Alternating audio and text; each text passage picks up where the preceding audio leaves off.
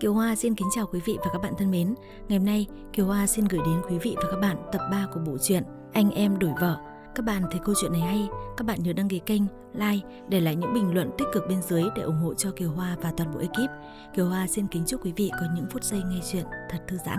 Và ngay sau đây, câu chuyện xin được phép bắt đầu.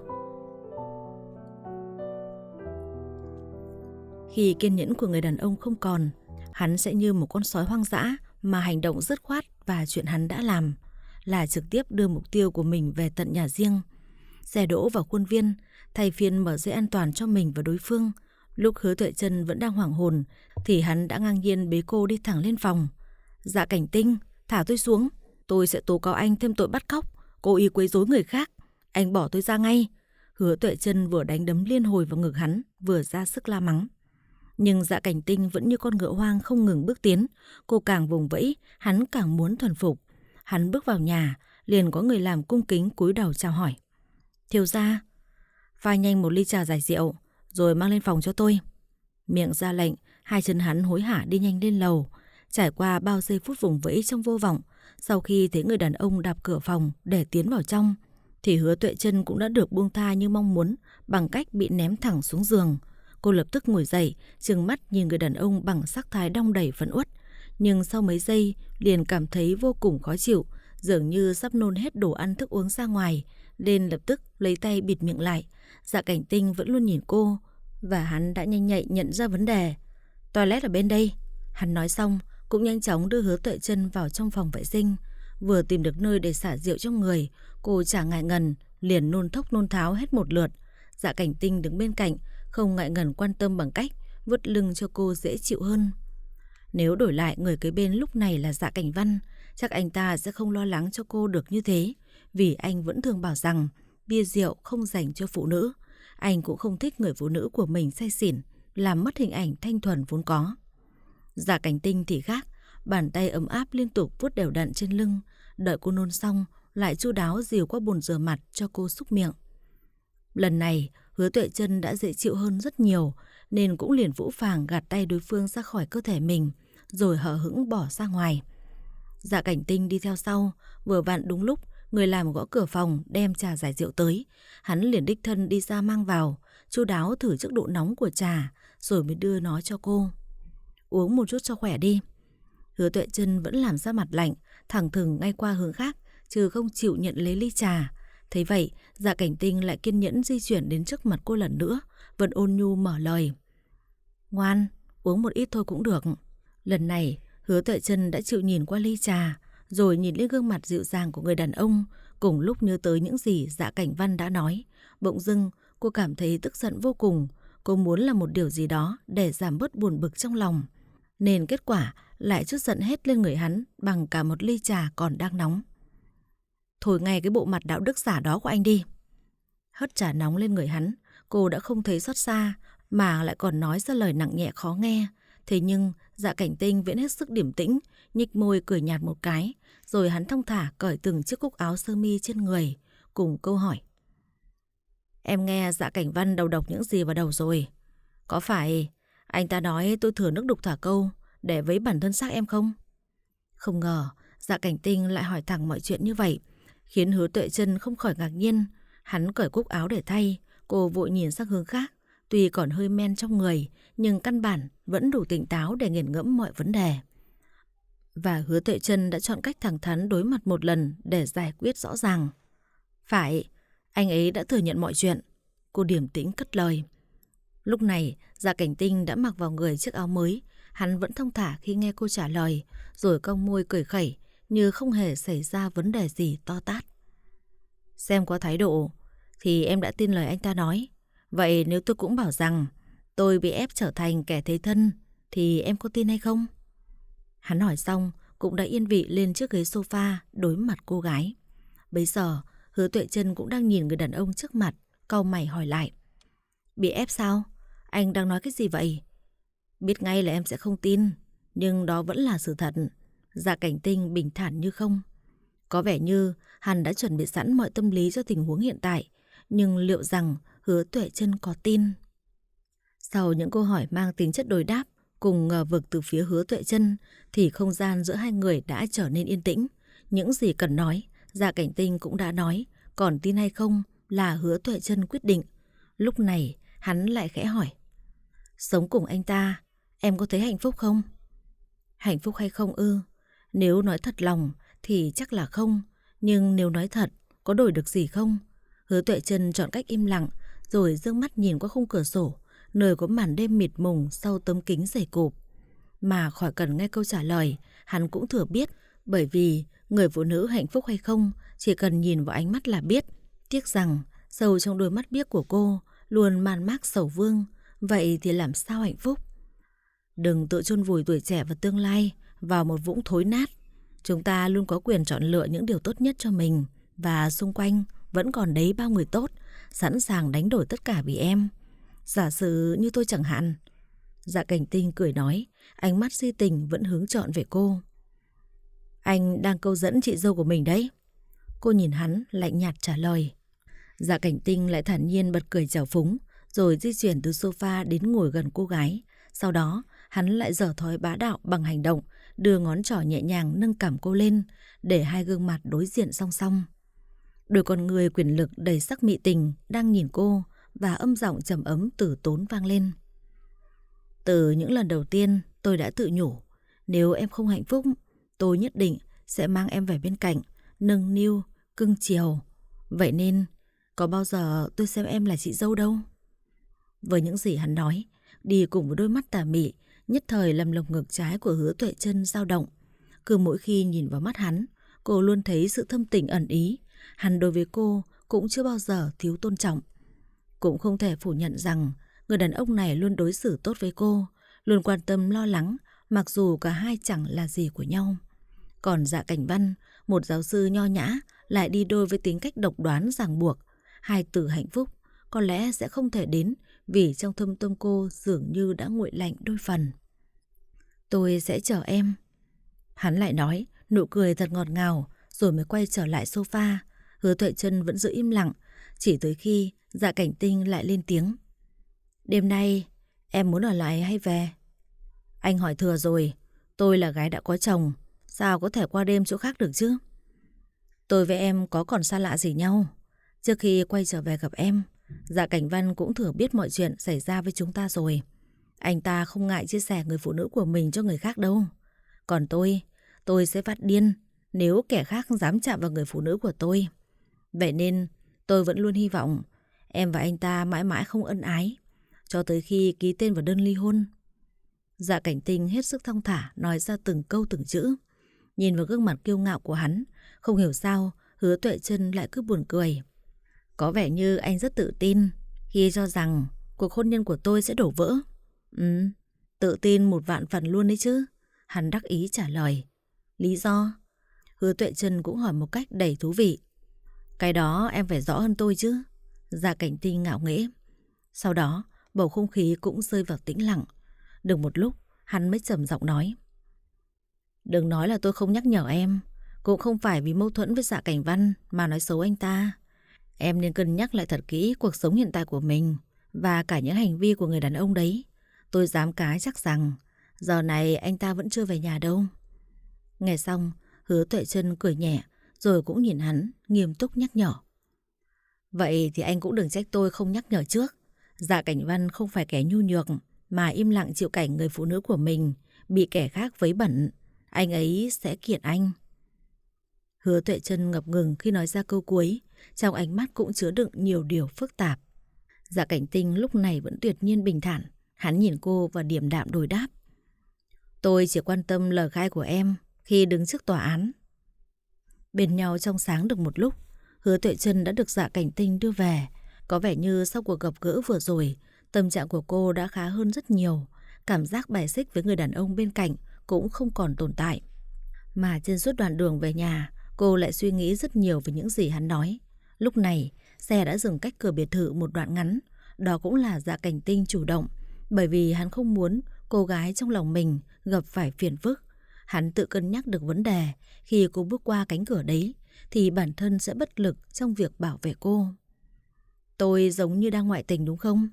Dù sao giữa chúng ta cũng... Hứa Tuệ Trân bất ngờ dè dặt khơi mào câu chuyện. Nhưng Dạ Cảnh Tinh chỉ cười thoáng qua rồi nói.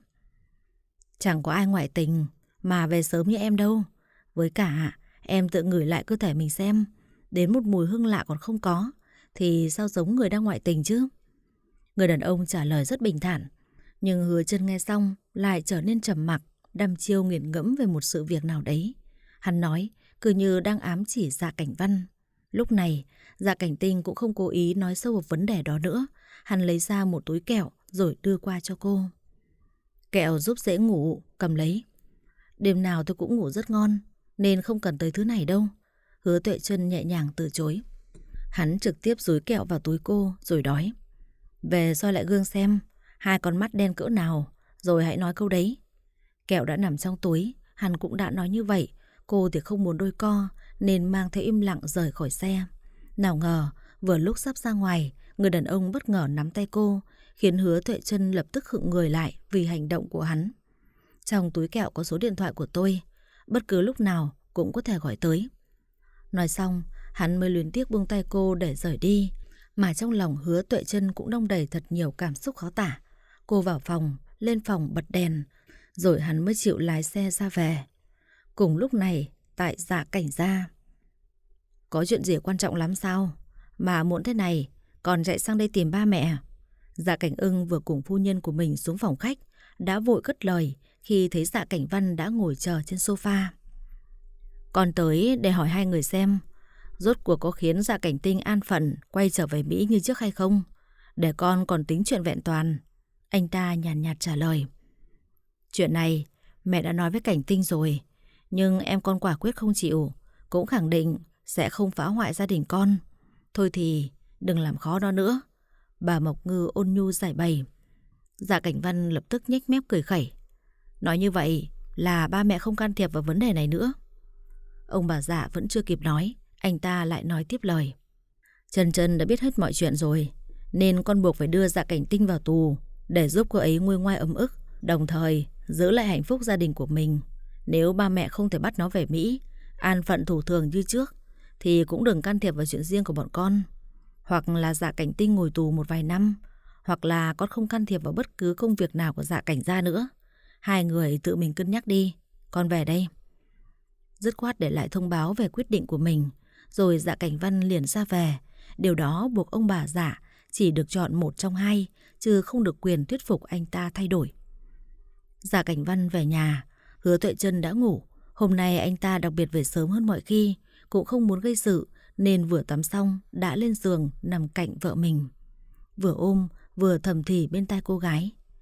Trân, anh muốn... Lời vừa dứt, cánh tay đang ôm của anh đã bị Hứa Tuệ Trân lạnh lùng gạt đi.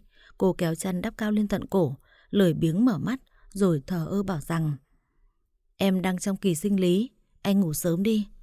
Dạ Cảnh Văn lập tức mất hứng ngay khi cô vừa nói hết câu, rồi anh ta cũng chán ghét quay lưng về phía cô mà ngủ. Cuộc hôn nhân này từ nay chính thức rạn nứt. Khách sạn Vạn Hoa. Xe ô tô của Dạ Cảnh Văn đỗ vào tầng hầm. Vài phút sau, anh ta di chuyển lên lầu 3 và bước vào phòng 109. Lúc này đang là chạng vạng tối. Lẽ ra người đàn ông này phải về nhà ăn tối với vợ, nhưng lại lén lút chạy vào khách sạn bởi vì có kẻ đang chờ. Sự xuất hiện của Dạ Cảnh Văn khi vừa đặt chân vào phòng đã khiến người phụ nữ trên giường liền vội vàng đi tới, âu yếm ôm ấp anh ta như đôi tình nhân ngọt ngào. Đêm nay vẫn ở lại với em chứ? Giọng nói ngọt như mật là điểm đặc trưng của Trầm An Mịch khi ở bên người đàn ông. Chính cô ta là nữ nhân khiến Dạ Cảnh Văn thường xuyên về muộn, cũng là người giúp anh ta giải tỏa buồn bực sau những lần bị Hứa Tuệ Trân từ chối chuyện chăn gối vợ chồng. Phải, người đàn ông này mới là kẻ đã ngoại tình, nhưng hôm nay anh ta đã đang tỏ thái độ bất cần khi gặp lại tình nhân của mình. Nghiêm túc một chút đi, tôi có chuyện muốn nói đây. Trầm An Mịch bị cự tuyệt cái ôm, sắc mặt liền trở nên mất hứng, rồi khoan thai đi đến giường ngủ mà ngồi xuống. Lúc này, Dạ Cảnh Văn lấy ra tấm thẻ tín dụng và đưa nó cho người phụ nữ, rồi lạnh lùng lên tiếng. Trong đó có đủ tiền cho cô ăn sung mặc sướng một thời gian, cầm lấy rồi đi tìm người khác đi. Cảnh tượng này lại thật quen thuộc với Trầm An Mịch. Nếu không lầm thì cách đây không lâu, Dạ Cảnh Tinh cũng dùng cách này để xua đuổi cô ta. Nhưng đối với Dạ Cảnh Văn, dễ gì cô ả có thể dễ dàng từ bỏ, bởi vì anh muốn vứt bỏ em cũng được, Nhưng con của chúng ta không thể không có ba đâu anh ạ. Trầm An Mịch thong thả cất lời. Chỉ một câu nói đơn giản đã khiến vị giáo sư trẻ tuổi không khỏi bàng hoàng. Cô đã mang thai? Đúng vậy, đứa bé vừa tròn 4 tuần tuổi, hoàn toàn trùng khớp với khoảng thời gian gần 2 tháng chúng ta bên nhau. Cô ta tử tốn đáp trả. Sau chuỗi giây phút kinh ngạc, Dạ Cảnh Văn lại điềm tĩnh vì nào tin đó là sự thật. Anh ta nhếch mép khinh bỉ phủ nhận. Chắc gì đã là con của tôi. Nói không chừng nó là đứa con rơi của Dạ Cảnh Tinh để lại cho cô đấy. Dạ Cảnh Văn, anh bị điên đấy à? Em và hắn ta đã chấm dứt từ tận 5 tháng trước rồi. Nếu là con của Dạ Cảnh Tinh, chắc bây giờ bụng bầu cũng to vượt mặt. Nếu như anh muốn phủ nhận trách nhiệm cũng được, em sẽ tìm vợ anh để đòi lại công bằng. Trầm An Mịch hết sức bình thản, ung dung cất giọng uy hiếp, và cũng thành công khiến ác quỷ trong lòng người đàn ông trỗi dậy. Anh ta lao tới, hung hăng giết cổ cô gái, miệng cười quỷ dị cùng lời cảnh cáo. Cô đang hăm dọa thần chết đấy à? Chán sống thì thử xem. Nói xong, anh ta mới chịu buông tay. Trầm An Mịch ôm cổ ho sặc sủa, dương cặp mắt vẫn uất nhìn người đàn ông máu lạnh vô tình, còn không bằng cầm thú đấy. Bấy giờ, anh ta lại đem ra một xấp tiền, dứt khoát ném thẳng lên người cô ta, rồi khinh bỉ tiếp lời. Cầm thêm bấy nhiêu đấy, đi giải quyết nó đi. Tốt nhất, đừng bao giờ để tôi gặp mặt lại cô thêm một lần nào nữa. Nếu không, đừng hỏi vì sao biển mặn vô tình. Khốn nạn của một thằng đàn ông chính là lúc này đây chứ còn đâu. Nhìn dáng vẻ tuyệt tình bỏ đi của anh ta và xấp tiền bên cạnh mà Trầm An Mịch không thể giấu đi uất hận. Cô cũng đâu phải hạng gái điếm ngoài đường mà ai muốn vứt thì vứt. Cô cũng có tình cảm, biết yêu thương chân thành là gì chứ. Tại sao hết Dạ Cảnh Tinh rồi lại tới Dạ Cảnh Văn đều thay phiên xem cô như vật thay thế? Dạ Cảnh Tinh thì không nói, bởi vì ngay từ khi bắt đầu hắn đã nói rõ ràng giữa hai người chỉ có một kết quả là đường ai nấy đi. Hắn cũng không lợi dụng thân xác cô như người đàn ông khốn nạn này. Thật ra cô yêu tiền, nhưng cũng có tôn nghiêm của riêng mình, đặc biệt biết quý trọng sinh mạng chứ không như ai khác. Trầm An Mịch sẽ không cho phép bất cứ ai chà đạp mình. Dạ Cảnh Văn, để xem vị thần chết khốn nạn anh sẽ làm gì được tôi. Tại phòng thiết kế La Thị. Dạ Cảnh Tinh, có cảnh sát tìm anh. Thông báo của Lệ Tân khiến mọi người trong phòng thiết kế đều sững sờ. Người kinh ngạc nhất lại là Hứa Tuệ Trân. Dạ Cảnh Văn đã thật sự khởi kiện Dạ Cảnh Tinh sao? Trong lúc cô đang suy nghĩ thì người đàn ông ấy đã đứng dậy, thong thả rời đi như không hề xảy ra chuyện gì lớn lao. Đối với hắn, chuyện này đã sớm lường trước được rồi, thì còn gì phải hoảng hốt. Nhưng Hứa Tuệ Trân lại không được bình tĩnh như vậy. Hắn đi rồi, mọi người bắt đầu bàn tán. Cô cũng cau mày, tuyệt nhiên không để nghĩ được việc gì khác ngoài người đàn ông ấy. Cuối cùng, cô cũng không thể ngồi yên. Nhưng lúc xuống tới sảnh trước công ty thì Dạ Cảnh Tinh đã theo cảnh sát về đồn. Tự dưng cô vô cùng lo lắng, bất giác tự hỏi bản thân phải làm gì tiếp theo. Rốt cuộc cô tin ai, lòng cô hướng về ai? Dạ Cảnh Tinh bị bắt chưa rõ nguyên nhân, trừ Hứa Tuệ Trân, cũng từ đó mà cô không thể tập trung vào bất cứ việc gì. Hôm nay đã là hạn chót để nộp thiết kế bộ trang sức pha lê, nhưng Hứa Tuệ Trân lại là người cuối cùng đi lên tìm gặp trưởng phòng Kim bằng nét mặt khó nói. Chị Kim, bản thảo mẫu thiết kế vòng cổ, chị cho em thêm một ít thời gian để hoàn thành nha. Nghe cô nói, Kim Dung lại trưng ra biểu cảm ngạc nhiên mà hỏi. Hôm qua, Cảnh Tinh đã nộp lên cho chị rồi mà. Chị cũng chuyển lên cấp trên và được thông qua rồi. Em sao vậy? Không biết chuyện này à?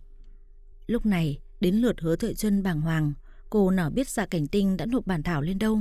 Nhưng vấn đề là hắn đã làm xong từ khi nào, sao lại không nói với cô? Mấy hôm trước thấy sức khỏe em không tốt, nên ngày nào cậu ta cũng ở lại tăng ca thêm giờ.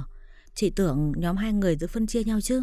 Mà thôi, mẫu vòng cổ đó được cấp trên chọn rồi, em yên tâm đi. Trưởng phòng Kim vui vẻ nói tiếp. Hứa Tuệ Trân nghe và hiểu, rồi cũng cười chử cho qua, thì lại nghe đối phương nói. Không biết Dạ Cảnh Tinh cậu ta làm gì mà lại bị giam rồi. Hy vọng chỉ là chút vấn đề nhỏ, chứ nếu không phòng ta lại mất đi nhân tài thì tiếc lắm. Nghe nói như vậy, sắc mặt cô gái càng trùng xuống thấy rõ, bởi vì cô đã nhận ra ai mới là người thật sự quan tâm mình. Từ lúc cô bị bệnh cho tới lúc cô say, cả túi kẹo hắn đưa, giờ vậy mà đêm nào cũng được ngon giấc. Giờ tới cô bị deadline dí chạy không kịp thì vẫn là hắn xuất hiện giải vây kịp lúc. Giữa một người trầm tĩnh, vẻ ngoài liêm khiết như Dạ Cảnh Văn và một người ngông cuồng kiêu ngạo như Dạ Cảnh Tinh thì hắn sẽ không đáng tin để gửi gắm lòng yêu thương. Nào ngờ, người từng trải qua tiếp xúc với họ trong lâu dài như cô lại cảm thấy rung động trước hắn ta. Tối đó khi trở về nhà, Hứa Tuệ Trân không tự tay làm cơm tối cho chồng như mọi khi, mà cô tự giam lỏng bản thân trong phòng ngủ, tay cầm điện thoại, nét mặt trầm ngâm. Cô đã do dự rất lâu về việc thử gọi điện cho người đàn ông ấy và cuối cùng cũng đã gọi. Từ số điện thoại trong túi kẹo hắn đưa, cô thành công thao tác gọi đi và nhận được tiếng chuông hồi âm. Từng giây trôi qua là từng lần hồi hộp như muốn nổ tung lồng ngực. Alo? Đầu dây bên kia đã trả lời bằng chất giọng trầm thấp. Hứa Tuệ Trân đắn đo rồi cũng ngập ngừng lên tiếng. Cảnh Tinh, anh được thả rồi sao? Cô là ai? Sao lại biết Dạ Cảnh Tinh? Đối phương chuyển tới câu hỏi gây hoang mang cho người nghe. Có vẻ như đầu dây bên kia không phải là Dạ Cảnh Tinh. Dù biết vậy, nhưng Hứa Tuệ Trân vẫn trả lời. Vậy anh là ai? Sao lại giữ điện thoại của Cảnh Tinh? Cậu ta bị ép cung tới thương tích đầy người ở trong phòng giam rồi. Hiện không thể nghe máy. Có gì cô nói đi, rồi tôi nhờ luật sư chuyển lời lại cho. Vừa nghe nói hắn bị ép cung là sắc mặt Hứa Tuệ Trân lập tức khẩn trương hẳn lên. Trong ánh mắt còn có nỗi lo lắng khôn nguôi. Sao lại có chuyện bị ép cung được chứ? Vậy tình hình của anh ấy hiện giờ thế nào rồi? Nghe nói là bị đánh ói máu gì đấy. Tôi ở ngoài cũng không rõ. Nhưng cô là ai? Sao hỏi nhiều vậy? Khi bị hỏi về thân phận của mình, Hứa Tuệ Trân lại im lặng không trả lời. Đúng lúc này, Dạ Cảnh Văn bất ngờ về tới, nên buộc lòng cô phải nhanh chóng tắt máy. Vội điều chỉnh lại sắc mặt, cô bước nhanh xuống giường định đi ra ngoài. Nhưng được nửa chừng phải đột ngột dừng bước vì bị người đàn ông nắm tay ngăn cản. Em biết tin gì chưa? Dạ Cảnh Tinh bị bắt rồi. Chất giọng trầm ổn đặc trưng của Dạ Cảnh Văn vang lên. Em biết tin gì chưa? Dạ Cảnh Tinh bị bắt rồi. Chất giọng trầm ổn đặc trưng của Dạ Cảnh Văn vang lên. Xét thấy đối phương chủ động mở ra vấn đề mà mình muốn nói, Hứa Tuệ Trân đã trầm tư vài giây rồi quay lại nhìn anh ta khẽ nói. Em nghĩ lại rồi, đều là người một nhà với nhau, không nên tự vạch áo cho người xem lưng. Chưa kể tới vấn đề ba mẹ biết chuyện sẽ không được yên lòng. Hay là anh bỏ qua cho chú ấy nha. Thật không ngờ, thái độ lạnh nhạt suốt mấy tuần nay của Hứa Tuệ Trân lại bất ngờ thay đổi vì rắc rối Dạ Cảnh Tinh mắc phải. Cơn ghen tuông trong lòng người đàn ông lại trỗi dậy, nhưng anh vẫn tuyệt nhiên điềm tĩnh và trưng ra nụ cười quỷ dị trước khi hỏi. Em sót nên muốn xin tha cho nó đấy à? Dạ Cảnh Văn lạnh giọng lên tiếng, nhìn vào cặp mắt sắc bén của anh ta lại khiến Hứa Tuệ Trân e sợ. Anh hiểu lầm rồi, không phải là em sót, mà chỉ muốn gia đình mình dĩ hòa vi quý thôi. Em sẽ xem như chưa có chuyện gì xảy ra và an phận ở bên anh. Chúng ta là hạnh phúc như lúc mới yêu, được không anh? Những lời dịu dàng của cô không những không thể xoa dịu tâm trạng của người đàn ông, mà ngược lại còn khiến trong đôi con ngươi đen láy càng thêm băng lãnh. Nếu không quan tâm, không sót, sẽ chẳng ai muốn buông tha cho kẻ đã gây ra tổn thương cho mình. Dạ Cảnh Văn hiển nhiên thấu hiểu tường tận, nên lập tức vì cơn ghen tuông mà dùng tay bóp chặt cằm cô gái, gằn giọng thốt lên. Em đang vì nó mà chịu nhượng bộ với tôi đấy à? Em yêu nó rồi đúng không? Không có, anh buông tay ra đi, em đau. Hứa Tuệ Trân khó khăn cất lời năn nỉ, mà mãi tới mấy mươi giây sau, người đàn ông mới chịu buông tay. Anh ta cáu kỉnh tháo cà vạt xuống, sau đó hiên ngang cởi từng cúc áo. Còn người này thẹn quá hóa giận ư? Lẽ nào anh ta muốn làm chuyện đó với cô? Linh cảm bất an thôi thúc Hứa Tuệ Trân mau chóng rời đi, nhưng cô vừa quay lưng đã bị anh ta cưỡng chế quật ngã xuống giường. Chẳng phải em vừa nói sẽ an phận bên tôi sao? Bây giờ định đi đâu? Muốn nuốt lời? Dạ Cảnh Văn nhấn mạnh từng chữ, ánh mắt nhìn cô như thể muốn ăn tươi nuốt sống.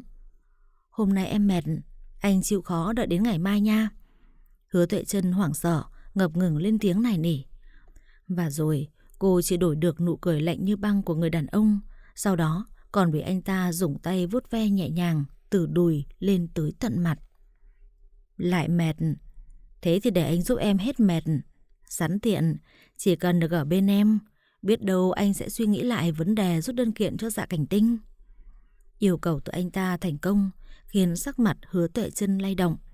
Đối với cô mà nói, ngay lúc này chỉ nghĩ tới an nguy của người đàn ông ấy, cô muốn hắn thoát khỏi đó, ít nhất là khi hắn ra ngoài, cô còn có thể chăm sóc. Tóm lại, cô chỉ muốn hắn được bình an. Nhưng nếu phải ân ái cùng nam nhân này, sâu thẳm trong thâm tâm cô lại không hề muốn, nói chính xác là không tồn tại bất cứ một cảm xúc nào khi gần anh ta. Dạ Cảnh Văn là chồng, cô ở bên chồng mình, nhưng chỉ một lòng một dạ muốn bảo vệ cơ thể. Vậy thì làm sao để duy trì cuộc hôn nhân này đây? Sao hả? Đang suy nghĩ xem có nên vì Dạ Cảnh Tinh mà tiếp tục hạ mình? Em mệt thật, cũng không vì bất cứ ai. Anh đừng đa nghi lung tung nữa. Hứa Tuệ Trân quay mặt nhìn sang hướng khác, lạnh nhạt trả lời. Lúc này trong lòng Dạ Cảnh Văn đong đầy tức giận. Anh ta không thể nhịn thêm được nữa, nên trực tiếp cúi xuống muốn chiếm đoạt thân xác kiểu diệm ấy, khiến Hứa Tuệ Trân một phen hoảng loạn. Tránh ra đi, Dạ Cảnh Văn, em không muốn. Cô chống trả kịch liệt, vừa vùng vẫy vừa xô đẩy, nhưng bất thành. Xét thấy anh ta sẽ không dừng lại cho tới khi nào đạt được mục đích. Để bảo vệ bản thân, cô liền nhắm ngay cổ đối phương mà ra sức cắn vào. Vì quá đau, Dạ Cảnh Văn chỉ còn cách dừng lại trong phẫn nộ. Nhân cơ hội đó, Hứa Tuệ Trân liền rời khỏi giường ngủ với mái tóc rối cùng đôi mắt đỏ au. Sợ đối phương lại tiếp tục làm càn, cô lập tức chạy khỏi phòng ngủ, như thể vừa được thoát khỏi bàn tay kẻ xấu. Dạ Cảnh Văn là người xấu ư? Rõ ràng anh ta là chồng cô, nhưng chính cô lại sợ chồng mình như ác quỷ. Không những cô chạy ra khỏi phòng mà còn vượt ra khỏi nhà trong cơn hoảng loạn, và nước mắt đã sớm ướt đẫm trên đôi gò má. Người đàn ông cô yêu trông nho nhã lịch thiệp, nhưng sao lại đáng sợ tới vậy? Ở bên anh ta, cô hoàn toàn không cảm thấy an toàn. Là vì đâu? Hứa Tuệ Trân rời khỏi nhà trong đêm, chọn lang thang trên hè phố. Lúc bước chân vô định đang không biết phải đi về đâu, thì chợt có chiếc mô tô chạy tới và dừng ngay trước mặt.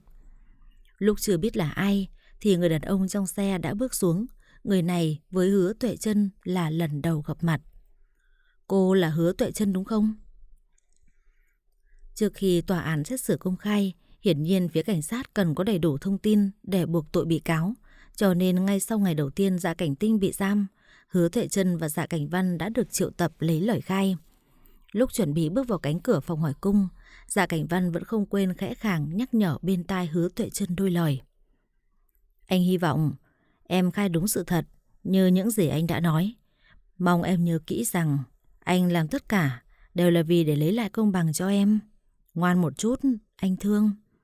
Anh ta sờ vào má cô gái, lời nói ngọt ngào nhưng ánh mắt lại lạnh lùng đến đáng sợ.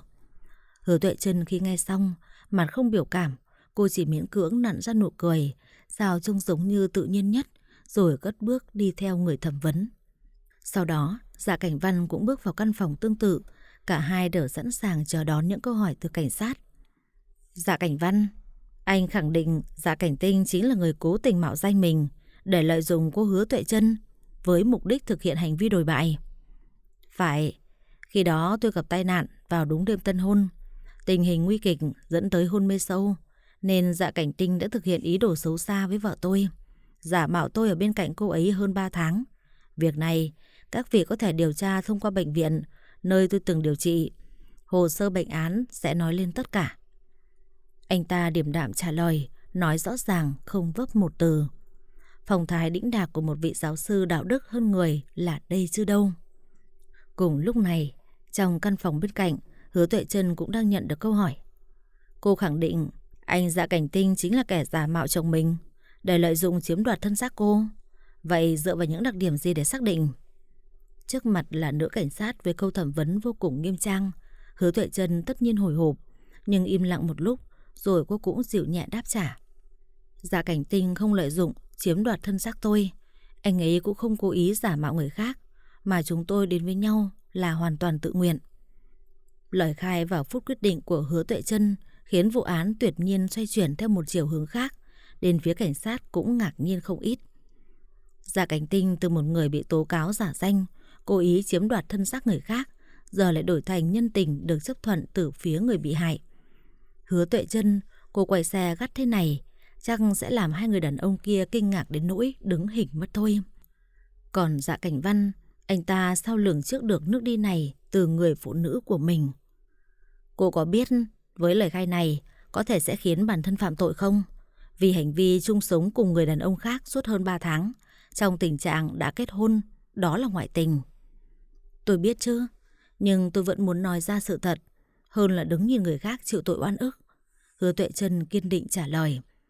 Dù sự thật có thể không giống hoàn toàn như lời cô nói, nhưng đó vẫn là lựa chọn mà cô muốn người khác biết, muốn Dạ Cảnh Tinh được trả lại tự do sớm nhất. Được rồi, chúng tôi không còn gì để hỏi nữa, mời cô ra ngoài. Đơn kiện sẽ được giải quyết sau khi xem xét lại các tình tiết và lời khai đáng tin nhất. Vậy Dạ Cảnh Tinh có được bảo lãnh chưa? Hứa Tuệ Trân bất ngờ khẩn trương. Được, nhưng không thể rời khỏi thành phố đến khi nào tòa án triệu tập lần 2 để xét xử công khai. Nghe vậy, lòng dạ cô gái liền nhẹ hẳn mấy phần. Chưa vui được bao lâu thì lại gặp Dạ Cảnh Văn lúc rời khỏi phòng thẩm vấn. Thấy cô, anh ta chủ động đi đến, khoác tay qua vai đối phương rồi khẽ hỏi. Em nói đúng như những gì anh dặn chứ? Mình về nhà đi, em có chuyện muốn nói. Hứa Tuệ Trân không trả lời câu hỏi đấy mà nghiêm túc đưa ra lời đề nghị khác, xong lạnh lùng gạt tay anh ra khỏi bờ vai mình. Càng lúc, Dạ Cảnh Văn càng bị đối xử lạnh nhạt. Nhìn cô thở ơ bước đi trước, thâm tâm anh ta lại càng tăng thêm buồn bực, lông mày nhíu vào vì bất mãn. Ban đầu đồng ý cưới là vì thấy Hứa Tuệ Trân ngoan hiền, tưởng dễ dễ sai bảo, vợ chồng không xảy ra mâu thuẫn. Đâu biết cô nào ngoan như anh ta từng nghĩ. Sau khi họ rời khỏi cục cảnh sát, Dạ Cảnh Tinh cũng được đưa ra khỏi phòng giam. Trương Xuân Di hiện đã đứng chờ sẵn ở trước cửa phòng bảo lãnh. Vừa gặp lại người anh em, hắn đã trưng ra nét mặt kiêu ngạo cùng với nụ cười ngông cuồng của gã đàn ông bá đạo. Điều đáng nói là tay hắn chỉ bị còng, chứ không hề có thêm bất cứ một thương tích nào khác trên mặt. Nhìn hắn được trả lại tự do, Trương Xuân Di lập tức hân hoan cất giọng. Chúc mừng bạn tôi thoát kiếp ngục tù. Đi, về nhà tôi giúp cậu tạo chút niềm vui thật nào. Dạ Cảnh Tinh được tại ngoại, Hứa Tuệ Trân cũng không gặp nguy hiểm gì sau khi gặp người đàn ông lạ mặt tối qua. Nhưng vấn đề là cô đã gặp ai và trải qua những gì. Thay đổi lời khai là vì thương hắn hay bị uy hiếp. Xuyên suốt đoạn đường đi từ cục cảnh sát trở về nhà, Hứa Tuệ Trân không hé môi nửa chữ, cho tới khi xe đã dừng trước cửa nhà, cô mới nói. Anh lên phòng, em có chuyện quan trọng muốn nói. Lạnh nhạt nói hết câu, Hứa Tuệ Trân liền xuống xe, đi một mạch vào nhà. Thấy cô nghiêm túc như thế, Dạ Cảnh Văn cũng lấy làm hiếu kỳ, liền nối bước theo sau. Lúc anh lên đến phòng riêng, Hứa Tuệ Trân đã ngồi chờ sẵn trên sofa và trước mặt là một tờ giấy kèm theo bút. Bây giờ, sắc mặt anh càng thêm tối màu, mang theo đôi lông mày cau có. Vừa ngồi xuống đối diện, đã nghe cô kiên định cất lời. Chúng ta ly hôn đi. Nghe cô nói, Dạ Cảnh Văn liền trưng ra biểu cảm nực cười, cùng đường nét trào phúng trên môi. Bởi vì anh ta nghĩ Hứa Tuệ Trân đang nói đùa. Em lại bắt chước ai cái thói giận dỗi, rồi là mình làm mẩy vậy Trân. Mau ném lá đơn đó vào thùng rác ngay đi. Anh ta tuyệt nhiên nghiêm trọng. Nhưng bây giờ lòng cô đã nguội lạnh, cũng không còn thứ gì đáng bảo vệ đến mức phải nhẫn nhịn cho qua như bao lần. Em không bắt chước ai, cũng không làm mình làm mẩy, mà đang rất nghiêm túc muốn bàn chuyện ly hôn với anh. Chữ ký em cũng đã ký sẵn rồi, chỉ chờ anh nữa thôi. Lần này Dạ Cảnh Văn mới chịu tin những gì cô nói là thật, nên đôi lông mày mới gắt gao nhíu vào. Hứa Tuệ Trân, em bị điên đấy à? Tự dưng lại ly hôn. Ở bên anh, em còn thiếu thứ gì sao? Phải, tôi điên mới đi lấy một người giả tạo độc đoán như anh. Anh tự nhìn lại lương tâm của mình xem, có làm ra chuyện gì tội lỗi với tôi hay không? Rồi hãy hỏi tới ly hôn là gì. Cô nói mà âm giọng mỗi lúc càng nghẹn ngào, nước mắt chỉ trực chờ nhỏ giọt. Phải chăng đêm qua, sau khi gặp người đàn ông lạ mặt đấy, cô còn gặp thêm những ai đã biết được chuyện gì, nên mọi hành động của ngày hôm nay mới lần lượt thay đổi. Mà chính lúc này, thần thái của người đàn ông cũng phải mất hết vẻ tự nhiên. Phàm là kẻ làm sai thì phải chột dạ khi ai đó lấp lửng đề cập tới tội lỗi của mình. Anh chẳng làm chuyện gì có lỗi với em cả. Sau này, đừng bao giờ đề cập tới hai từ ly hôn trước mặt anh nữa. Lần sau, sẽ không đủ kiên nhẫn với em thế này đâu. Anh ta trầm giọng phủ nhận tất cả, rồi đứng dậy định rời đi. Ngay lúc này, Hứa Tuệ Trân lập tức lớn tiếng chất vấn. Vậy Trầm An Mịch là ai? Đứa con trong bụng cô ta là của ai? Anh dám phủ nhận tất cả lỗi lầm. Vậy có dám đi xét nghiệm ADN để chứng minh đứa bé đó không phải là con anh? Rõ ràng Dạ Cảnh Văn chột dạ ngay khi nghe Hứa Tuệ Trân nhắc tới Trầm An Mịch, nhưng anh ta vẫn dửng dưng tỏ ra như không hề biết cô gái đó là ai. Vẫn điềm nhiên quay lại nhìn cô mà hỏi. Hứa Tuệ Trân, em có biết những gì mình vừa nói không? Mỗi câu mỗi chữ đều đang cố ý chà đạp nhân phẩm của người khác không? Em không tin tưởng chồng em đấy. Hiền cách mấy, khi đụng chuyện buồn cười thì cũng phải để lộ nụ cười khinh bỉ thôi. Và Hứa Tuệ Trân đã dành nụ cười đấy cho người đàn ông mình từng một thời yêu bất chấp. Sau đó, cô lấy ra xấp ảnh kèm giấy siêu âm thai trong túi xách, dứt khoát ném thẳng vào người Dạ Cảnh Văn. Tôi không phải kẻ đạo đức giả, mà chuyện gì cũng đổi trắng thay đen được như anh. Một khi tôi nói là bằng chứng đã chắc chắn trong tay rồi. Anh tự nhìn lấy số ảnh nhạy cảm đó của mình đi, rồi cũng đừng oan ức bảo rằng Dạ Cảnh Tinh lại giả mạo mình. Như vậy hèn lắm. Bởi vì dáng vẻ liêm chính, tay xách cặp táp trước khi cởi trần trong ảnh đích thực là anh. Phong cách tôn nghiêm đấy vốn không nằm trong sở thích của Dạ Cảnh Tinh. Với cả thời gian mỗi ngày anh đến khách sạn để ân ái với cô gái đấy, tôi cũng nắm được hẳn một danh sách. Trong đó có những ngày Dạ Cảnh Tinh phải tăng ca ở công ty, nên không thể nào anh ta có thể xuất hiện cùng lúc ở hai nơi. Có cần tôi đem ra so sánh trước mặt anh luôn không, giáo sư Dạ Cảnh Văn? Không ngờ Hứa Tuệ Trân cũng có lúc dùng lời lẽ sắc bén như vậy để định tội người khác. Tuy cô hiền nhưng đâu phải thánh nhân mà không biết nổi giận. Tuy khá sốc trước lý lẽ của cô, nhưng anh ta vẫn bình thản một cách nhanh chóng. Có vẻ như con người này ngang ngược tới nỗi luôn tự cho mình là đúng, bất kể cái sai đã rành rành ngay trước mặt. Nhích môi cười nhạt một cái, Dạ Cảnh Văn lại chậm rãi tiến đến gần người phụ nữ, dùng đôi mắt sắc lạnh thâu tóm mọi biểu cảm trên gương mặt đối phương. Hứa Tuệ Trân vô thức lùi bước về sau, nhưng vẫn bị anh ta đưa tay bóp cổ. Nghe giọng điệu, có vẻ như em luôn quan tâm đặc biệt tới Dạ Cảnh Tinh, và hình như còn bênh vực nó thì phải. Sao hả? Định nhân cơ hội này ly hôn với tôi để thoải mái đến với nó đúng không? Anh buông tôi ra. Trên làn đường đông đúc, chiếc Maybach siêu tốc của Dạ Cảnh Tinh đang lao vùn vụt như bay, khiến ai nấy trông thấy cũng phải dạt sang một bên để nhường đường. Trong xe, Dạ Cảnh Tinh cầm lái, Trương Xuân Di ngồi bên cạnh. Sắc mặt anh ta hiện ra tái mét vì tốc độ của hắn đang đi, và cũng không thể nào không lên tiếng. Cái con Tinh Tinh kia, cậu muốn chết đấy à? Làm gì mà đạp ga như điên vậy? Người đàn ông vẫn im lặng, sắc mặt lạnh khốc như vừa được giã đông. Thấy hắn không trả lời mà cứ chốc lát lại nhìn vào màn hình điện thoại đang gắn trên giá đỡ. Vì hiếu kỳ mà Trương Xuân Di cũng liếc mắt nhìn qua thử. Lúc này cậu ta mới biết tại sao chiếc ô tô này đang đi với tốc độ bàn thờ. Nguyên nhân còn không phải xuất phát từ đoạn camera trực tiếp đang phát trên điện thoại của hắn ư? Với bối cảnh phòng ngủ, hình ảnh xuất hiện là Dạ Cảnh Văn, Hứa Tuệ Trân và mảnh giấy trên bàn.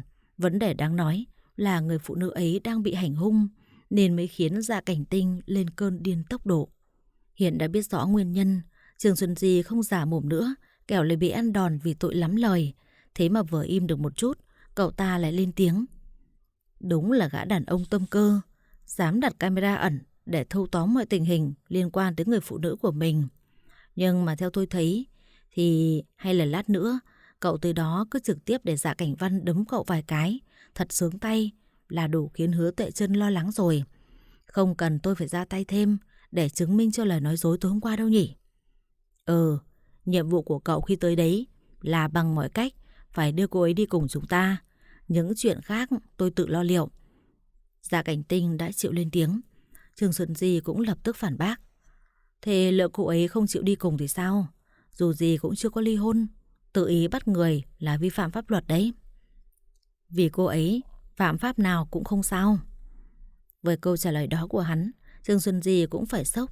Nhưng nghĩ lại thì thấy hắn nói cũng phải.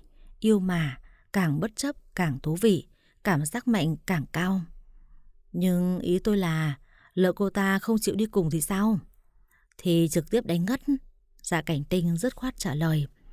Trương Xuân Di há hốc 5 giây rồi giơ ngón cái lên tặng hắn một like bằng nét mặt tuyệt nhiên tán thưởng. Hảo kế sách. Vài phút sau, chiếc ô tô đấy của hắn đã bình an đáp trước cửa căn biệt thự hào nhoáng của Dạ Cảnh Văn. Xuồng ấn chuông chờ người mở cổng tới lâu quá, hắn ngang nhiên lái xe tông thẳng vào tấm cửa sắt đổ sộ trước mặt, gây ra âm thanh chấn động lòng người, kể cả Trương Xuân Di cũng giật mình. Cậu ta thầm nghĩ, cũng may cho chiếc xe đã được cải tiến, nếu không có khi lát nữa phải vác Hứa Tuệ Trân lên vai mà chạy mất. Sau 3 lần xe và cánh cổng kiên cố va chạm, thì Dạ Cảnh Tinh cùng chiếc ô tô sang xịn chính là kẻ chiến thắng.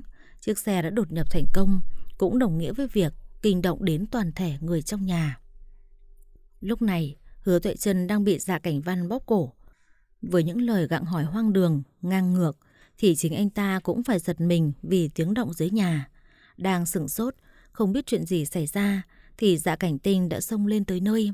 Cục diện vốn căng thẳng, hắn xuất hiện lại càng căng như dây đàn. Chẳng cần biết chuyện gì đang diễn ra, việc đầu tiên hắn làm là lao tới đấm thẳng vào mặt Dạ Cảnh Văn một cái, rồi mới kéo Hứa Tuệ Trân đứng ra sau lưng. Với hành động đấy của hắn, tất nhiên thành công chọc giận Dạ Cảnh Văn. Để không bị thiệt thòi, anh ta cũng nhanh chóng lao tới đánh trả. Dứt khoát, giáng thẳng một đòn thật mạnh vào mặt hắn. Thế rồi, không ai chịu nhường ai, cứ vậy lao vào không ngừng đánh đấm. Trương Xuân Di nhân cơ hội này đến bên cạnh Hứa Tuệ Trân thuyết phục. Em dâu, tôi nhận lệnh của Dạ Cảnh Tinh để đưa em ra khỏi đây. Mau, đi với tôi. Sao lại đi? Còn không mau ngăn cản hai người họ đi. Cô rối rít đáp trả. Sau đó, Hứa Tuệ Trân vẫn là người đầu tiên bất chấp tất cả mà lao vào giữa hai người đàn ông. Đừng đánh nữa. Sau tiếng hét, cô chọn đứng ra che chở cho Dạ Cảnh Tinh vì hắn yếu thế hơn Dạ Cảnh Văn. Cũng chính điều đấy khiến anh ta sững sờ đến mức phải đột ngột dừng lại nắm đấm sắp hạ xuống. Còn dì sốc và đau bằng giây phút chứng kiến hình ảnh vợ mình ngang nhiên bảo vệ người đàn ông khác ngay trước mặt. Còn người được bảo vệ như Dạ Cảnh Tinh thì lại sợ mọi chuyện đi sai dự tính, nên trực tiếp dùng tay đánh ngất cô gái. Trương Xuân Di, đưa cô ấy đi trước đi. Dạ Cảnh Tinh, mày dám... Dạ Cảnh Văn trợn mắt tức giận hét ầm lên. Hắn cười quỷ dị rồi thong thả rút khẩu súng lục được giấu kín trong người ra, lạnh lùng giương nòng về phía đối phương. Anh đoán xem. Trước mặt cô gái, Dạ Cảnh Tinh không thể khiến đối phương hoảng sợ hoặc nhìn thấu bộ mặt cũng đáng sợ không kém của mình, chẳng hạn như lúc cầm súng dí vào đầu anh ruột như hiện tại. Bởi thế, hắn phải đợi lúc cô ngất đi mới dám hành sự. Cũng nhờ có khẩu súng trong tay mà Trương Xuân Di mới có thể đưa Hứa Tuệ Trân rời khỏi đó một cách tự nhiên nhất. Giờ chỉ còn lại hai người đàn ông, họ cũng là anh em song sinh cùng mang chung dòng máu. Thế nhưng từ nhỏ đến giờ, chưa khi nào hòa thuận. Này Dạ Cảnh Văn còn bị em trai ruột cướp vợ trong tay, cơn ấm ức này anh ta nuốt trôi thế nào đây? Dạ Cảnh Tinh đợi tới khi nghe tiếng xe thân ái của mình nổ máy rời đi thì hắn mới chịu buông khẩu súng xuống. Dạ Cảnh Văn nhếch mép cười khẩy rồi khoan thai quay trở lại sofa ngồi xuống. Trên mặt mỗi người đều có một vài vết tích từ hậu quả của việc ẩu đả vừa qua. Không ngờ, chỉ trong một thời gian ngắn mà mày lại đủ bản lĩnh thao túng người phụ nữ của tao rồi. Đúng là đáng khâm phục nhỉ.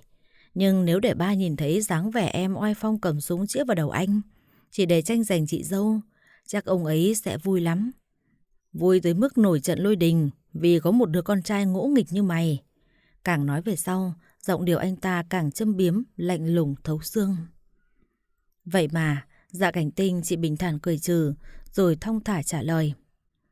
Kia là đơn ly hôn, có chữ ký của Tuệ Trân, cho nên việc hai người chia tay là sớm muộn trong nay mai. Tôi chỉ giúp cô ấy thoát khỏi con người ghê tởm như anh sớm hơn một chút. Và lại, đừng lúc nào cũng đem ông già ra hù dọa thằng này.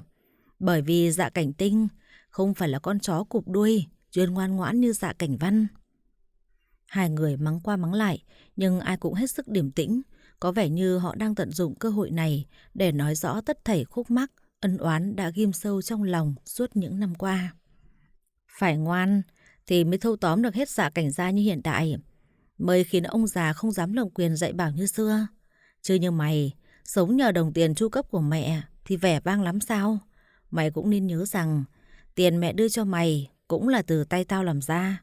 Nhưng có lẽ Dạ Cảnh Tinh bây giờ đủ lông đủ cánh rồi, nên mới dám ngang nhiên chống đối người anh này. Mày tưởng mày thắng được tao sao? Ồ, thế là anh đã nuôi tôi suốt mấy năm nay đó ư? Hôm nay nhờ anh nói, tôi mới biết đấy chứ. Nhưng mà tôi đã thắng thật mà. Thắng trong cuộc hôn nhân bùng bình này. Bởi vì tình của anh, nhưng duyên nợ là của tôi. Dạ Cảnh Tinh bình nhiên thong thả trả lời. Anh ta thật ghét cái thái độ ngông cuồng này của hắn. Nhưng cuối cùng vẫn là giáo sư luôn bình tĩnh trong mọi tình huống. Phải thẹn quá hóa giận trước em ruột của mình.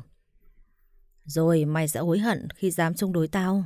Dạ Cảnh Văn gằn giọng đe dọa. Và người đàn ông đối diện hết sức bình ổn, điềm nhiên trả lời. Tôi nào chống đối anh chứ. Từ giờ anh sống tiếp cuộc đời của anh. Địa vị hay tài sản của Dạ Cảnh gia tôi đều không can thiệp vào. Tôi chỉ cần Hứa Tuệ Trân. Vậy sao? Thế thì chuẩn bị tâm lý thất vọng đi. Bởi vì thứ mày cần sẽ không bao giờ thoát khỏi tay tao đâu. Dạ Cảnh Văn trưng ra nụ cười quỷ dị, ngầm thách thức đối phương. Và hắn ta cũng ung dung thoải mái cười đáp lễ. Thế thì buộc lòng tôi phải chống đối anh rồi. Đừng trách tôi không nói trước. Ván cờ này anh không thắng nổi đâu. Hơn sau một tiếng, Dạ Cảnh Tinh đã bình an trở về biệt thự riêng của mình. Tuy rằng bình an nhưng không hề vô sự. Chân hắn đã bị thương, mà Trương Xuân Di sau khi nhìn thấy cũng bị dọa cho sửng sốt hết cả lên. Chân bị sao vậy? Do Dạ Cảnh Văn gây ra à? Vừa hỏi, cậu vừa khẩn trương đi tới dìu hắn đến sofa. Cô ấy thế nào rồi? Hắn nào quan tâm tới câu hỏi của bạn mình chứ. Vừa về tới đã hỏi tình hình của Hứa Tuệ Trân. Trương Xuân Di nghe xong liền bất mãn nhưng vẫn trả lời.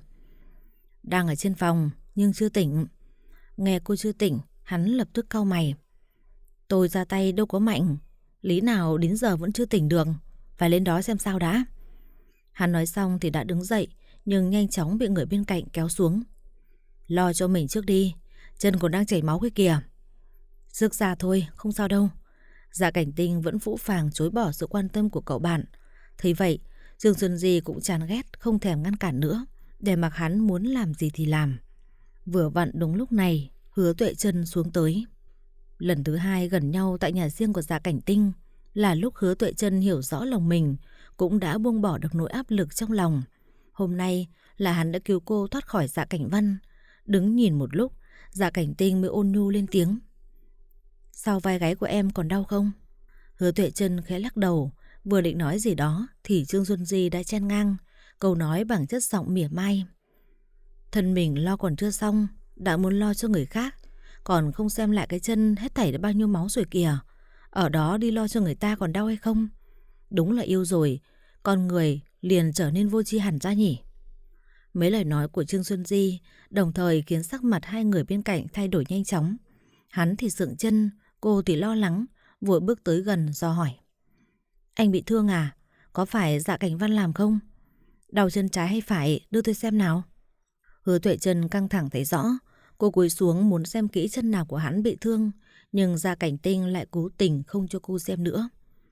Sơ ý để bị rước da thôi mà, không sao. Rước da mà đi khập khễnh, rước da mà máu chảy ướt cả ống quần. Tôi thấy giống như bị đạn xuyên da thì đúng hơn đấy. Này, hỏi thật nha, làm vậy chi dạ? Sợ người ta quan tâm thì đừng có về nhà đi. Trương Xuân Di chính là bất mãn vì sự quan tâm của mình vừa bị hắn ngó lơ, nên mới cố tình ăn nói khó nghe như vậy. Đâu có ngờ bản thân đang sập bẫy mà không hay. Hứa Tuệ Trân thành công biết rõ mọi chuyện. Cô không quan tâm nhiều nữa, liền dứt khoát đưa tay chạm vào cả hai bắp chân của người đàn ông. Lúc ra tay tiếp xúc với ống quần bị ướt, đồng nghĩa bắp chân trái là nơi bị thương. Sau đó cô đứng dậy, nhìn hắn và nghiêm túc ra lệnh. Ngồi xuống đi. Nói xong cô lại nhìn qua Trương Xuân Di nói tiếp. Anh biết hộp y tế ở đâu thì mang ra đây hộ tôi, nhanh lên. Trước giờ cứ tưởng Hứa Tuệ Trân yếu đuối lắm, này mới biết con người cô cũng rất mạnh mẽ, gặp máu không sợ, mà thái độ cứng rắn còn khiến đối phương phải nể. Với sắc mặt lạnh như băng của cô, hai người đàn ông đều tự giác ngoan ngoãn, người chạy đi lấy dụng cụ y tế, kẻ co chân ngồi xuống. Không lâu sau, Hứa Tuệ Trân đã sẵn sàng bắt đầu việc sơ cứu vết thương trên chân hắn ta. Đầu tiên cắt bỏ ống quần, tìm vị trí vết thương và tiến hành cầm máu. Sau khi biết do đạn gây ra, cô liền sát trùng dụng cụ rồi gắp đạn ra ngoài. Tiếp đến lại sát trùng vết thương khi máu đã ngừng chảy. Bước cuối cùng là băng bó cẩn thận trước khi tiêm thuốc kháng sinh có sẵn tại nhà. Nhìn một loạt động tác sơ cứu vô cùng thành thạo của cô, cả hai người đàn ông đều không khỏi ngỡ ngàng. Dạ Cảnh Tinh cũng không nghi ngờ gì với năng lực lẫn sự hiểu biết của cô. Hắn chỉ thắc mắc: em từng học y à? Trước khi vào ngành thiết kế, có tìm hiểu đôi chút. Cô thở ơ trả lời, lúc này cũng đã rút xong thuốc kháng sinh ra ống tiêm. Đưa tay đây, giọng cô vô cùng kiên định. Làm gì đấy? Thấy kim tiêm, hắn bắt đầu khẩn trương. Thì phải tiêm thuốc kháng sinh, phòng vết thương nhiễm trùng. Không tiêm có được không? Hắn ngập ngừng, sắc mặt để nhăn nhó. Hóa ra kẻ ngông cuồng như hắn cũng có điểm yếu, và điểm yếu chí mạng lại là một chiếc kim trên tay bé xíu bằng ngón tay út. Nhìn hắn lúc này, Trương Xuân Di chỉ biết che miệng nén cười. Riêng Hứa Tuệ Trân thì không kiên nhẫn được như vậy. Chả cần biết đối phương có đồng ý hay không, cô đã trực tiếp cầm tay hắn, tìm mạch máu và đưa mũi kim ghim vào. Thuốc bơm vào người, mặt hắn không khỏi nhăn nhó, trong khi cảm giác như bị kiến cắn ngoài da. Chịu đựng một chút rồi cũng xong. Ngay sau đấy, hắn liền nhìn qua Trương Xuân Di, trừng mắt ra hiệu tiễn khách. Nhờ vào tư duy nhạy bén nên Trương Xuân Di cũng hiểu ngay ý muốn của bạn mình. Nhân lúc Hứa Tuệ Trân bận bịu thu dọn đồ y tế, cậu ta liền âm thầm lặng lẽ bỏ về. Đợi tới lúc cô nhận ra thì xe kia đã lăn bánh. Sao không giữ anh ta lại để nhờ đưa lên phòng? Trần cẳng như này sao tự đi được? Cô điềm đạm lên tiếng. Lúc này chỉ còn lại hai người. Thấy cô cứ lạnh nhạt với mình, hắn cũng rất khó chịu, nhưng không dám vội vàng nói điều gì cả, bởi vì hắn biết cô đang buồn vì người chồng tệ bạc kia. Tôi thì cứ từ từ phát triển, vội quá lại làm cô sợ. Nhà có thang máy, lát nữa tôi tự lên phòng được rồi. Ngược lại là em đấy, tạm thời hãy ngoan ngoãn ở đây đi. Kẻo Dạ Cảnh Văn tìm được lại bắt về hành hạ, lần sau tôi không cứu nổi đâu. Nếu ở lại đây sẽ không tốt cho cả tôi và anh. Vậy nên tôi vẫn phải nhanh chóng rời khỏi đây, tránh mang tiếng tăm không hay. Thế em định bỏ mặc tôi đi à? Dù gì tôi cũng là người cứu em, bị thương cũng vì em đấy. Không thể ở lại chăm sóc tôi ít hôm sao? Hắn cẩn thận quan sát phản ứng của đối phương. Thấy cô ngập ngừng lưỡng lự, hắn liền nói tiếp. Nơi đây rất an toàn, không ai biết em, cũng không biết tôi con cái nhà ai, nên em đừng sợ. Nếu em vẫn muốn đi, vậy chờ chân tôi khá hơn rồi hẵng đi, được không? Đây là lần đầu tiên Dạ Cảnh Tinh xuống nước nài nỉ, nói chuyện hết sức nhẹ nhàng với người khác, cộng thêm nét mặt đầy sự mong chờ như trẻ con của hắn, lại khiến Hứa Tuệ Trân mủi lòng. Vậy anh lên phòng đi, tôi xuống bếp nấu ít thức ăn cho. Được cô đồng ý, hắn lập tức vui ra mặt, nhưng sau 3 giây liền trưng ra dáng vẻ nhăn nhó mà bẽn lẽn thỉnh cầu. Tự dưng cảm thấy chân đau quá chừng, em dìu tôi lên phòng trước đã nha. Hắn cười nịnh nọt, còn cô chỉ biết bất lực đáp ứng. Thật ra cũng thấy thương, thấy xót đấy. Chẳng qua trong lòng hiện còn nhiều điều rối ren, nên không biết phản ứng như thế nào. Tất cả biểu cảm của cô đều đang xuôi theo tâm trạng. Từ trưa tới chiều, Dạ Cảnh Tinh vẫn luôn tìm cách để ở bên cạnh Hứa Tuệ Trân. Vì hắn sợ cô buồn rồi suy nghĩ lung tung, nên cứ sở cái là lê cái chân què đi tìm. Tuệ Trân, em đâu rồi? Hắn vừa trong thang máy đi ra đã bắt đầu kêu réo. Bây giờ cô đang bận giở tay trong bếp, thì nghe hắn gọi liền lật đật chạy ra với dáng vẻ khẩn trương. Tôi đây, anh muốn đi đâu? Cô trả lời xong thì cũng đã tới bên cạnh dìu hắn. Không thấy em nên đi tìm, mà em đang làm gì trong đó vậy? Tôi nấu cơm tối, chân cẳng đau thế này, sao không ở yên trên phòng đi, tìm tôi làm gì? Người làm đâu, sao không bảo họ chuẩn bị? Em xuống bếp làm gì, cho dầu mỡ bắn vào người. Vừa nói xong, hắn lại ngó mặt xung quanh nhà để tìm người giúp việc. Và hắn lại giở cái giọng quyền lực lên để mà gọi. Người đâu hết cả rồi, mau ra đây. Thôi, là tôi tự mình muốn làm, nên bảo họ ra ngoài vườn hết cả rồi. Anh qua sofa ngồi đi, để tôi vào nấu tiếp cho xong, để còn ăn cơm. Hứa Tuệ Trân định dìu hắn ra phòng khách, nhưng hắn lại không chịu đi. Đưa tôi vào bếp. Vào bếp làm gì?